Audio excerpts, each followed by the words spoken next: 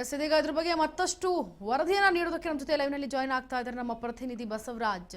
S Basavaraj, ಇವಾಗ ಏನು ಈ ನಾಯಕ ಬಿಜೆಪಿ ನಾಯಕ ಮಾತನಾಡಿರುವಂತಹ ಮಾತುಗಳು, ಗುತ್ತಿಗೆದಾರನಿಂದ 5 ಲಕ್ಷವನ್ನ ಪಡೆಯುವಾಗ ರೆಡ್ ಹ್ಯಾಂಡ್ ಆಗಿ ಸಿಕ್ಕಿ ಬಿದ್ದಿರೋದು, ಈಗ ಏನೆಲ್ಲ ಗ್ರಿಲ್ ನಡೀತಾ ಇದೆ.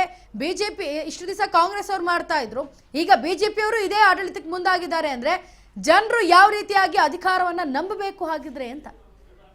ಇಂಚರ ನಿಜಕ್ಕೂ ಸಹಿತ ಒಬ್ಬ ಜನಪ್ರತಿನಿಧಿಯಾಗಿ ಲಂಚ ತೆಗೆದುಕೊಳ್ಳುವವ್ರನ್ನ ನಿಯಂತ್ರಣ ಮಾಡಬೇಕು, ಅದರ ಬಗ್ಗೆ ಜನರಿಗೆ ಜಾಗೃತಿಯನ್ನು ಮೂಡಿಸಬೇಕು. ಆದರೆ ಇಲ್ಲಿ ಆಗಿರ್ತಕ್ಕಂಥದ್ದು ಶಾಸಕರೇ ಒಂದು ಲಂಚವನ್ನು ತೆಗೆದುಕೊಂಡಿರುವಂಥ ಪ್ರಕರಣ ಕೂಡ ನಡೆದಿರ್ತಕ್ಕಂಥದ್ದು. ಈಗಾಗಲೇ ಲೋಕಾಯುಕ್ತದವರು ಕೂಡ ಆ ಒಂದು ತನಿಖೆಯನ್ನು ಕೂಡ ಕೈಗೆತ್ತಿಕೊಂಡಿದ್ದಾರೆ, ತನಿಖೆಯನ್ನು ಕೂಡ ಮಾಡ್ತಾ ಇದ್ದಾರೆ. ಆದರೆ ಒಂದು ಇಂಚರ ಆಡಳಿತಾರೂಢ ಪಕ್ಷ ಕಾಂಗ್ರೆಸ್ ಪಕ್ಷ ಎಲ್ಲೋ ಒಂದು ಕಡೆ ಭ್ರಷ್ಟಾಚಾರದಲ್ಲಿ ಮುಳುಗಿದೆ ಅನ್ನುವಂಥದ್ದನ್ನು ಬಿಜೆಪಿ ಪಕ್ಷವೇ ದೊಡ್ಡ ಮಟ್ಟದಲ್ಲಿ ಆರೋಪ ಮಾಡಿ ಸದನದಲ್ಲಾಗಿರ್ಬೋದು ಮತ್ತೆ ಹೊರಗಡೆ ಆಗಿರ್ಬೋದು ಎಲ್ಲ ಕಡೆಯೂ ಕೂಡ ಕಾಂಗ್ರೆಸ್ ಸರ್ಕಾರದ ವಿರುದ್ಧವಾಗಿ ಭ್ರಷ್ಟಾಚಾರದ ಆರೋಪವನ್ನು ಕೂಡ ಮಾಡ್ತಾ ಇದ್ರು. ಕಮಿಷನ್ 80% ನಡೀತಾ ಇದೆ, 80% ನಡೀತಾ ಇದೆ ಅನ್ನುವಂಥದ್ದನ್ನು ಕೂಡ ಹೇಳ್ತಾ ಇದ್ರು.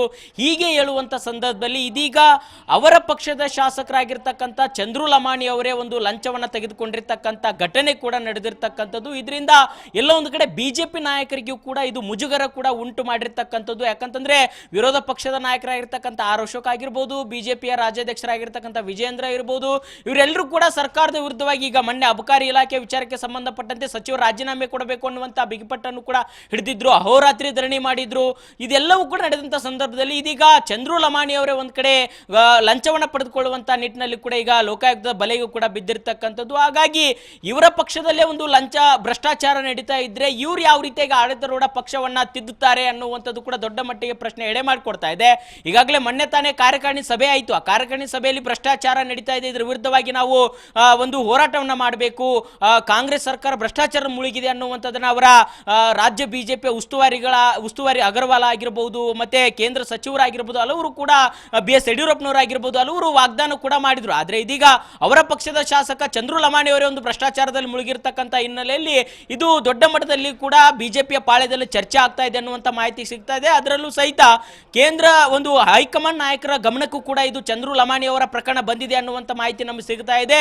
ಯಾಕಂತಂದ್ರೆ ಪ್ರಧಾನಿ ನರೇಂದ್ರ ಮೋದಿ ಅವರು ಸಹಿತ ಈ ಭ್ರಷ್ಟಾಚಾರದ ವಿಚಾರಕ್ಕೆ ಸಂಬಂಧಪಟ್ಟಂತೆ ಬಹುದೊಡ್ಡ ಧ್ವನಿಯನ್ನು ಕೂಡ ಎತ್ತಾ ಇರ್ತಾರೆ. ಆದ್ರೆ ಇದೀಗ ಅವರ ಒಂದು ಪಕ್ಷದ ಶಾಸಕರೇ ಒಂದು ರೀತಿಯಲ್ಲಿ ಭ್ರಷ್ಟಾಚಾರದಲ್ಲಿ ಸಿಲುಕಾಯ್ಕೊಂಡಿರ್ತಕ್ಕಂಥ ಹಿನ್ನೆಲೆಯಲ್ಲಿ ಅವರ ವಿರುದ್ಧವಾಗಿ ಒಂದು ಕ್ರಮ ಕೈಗೊಳ್ಳುವಂತ ನಿಟ್ಟಿನಲ್ಲಿ ಕೂಡ ಚರ್ಚೆ ನಡೀತಾ ಇದೆ.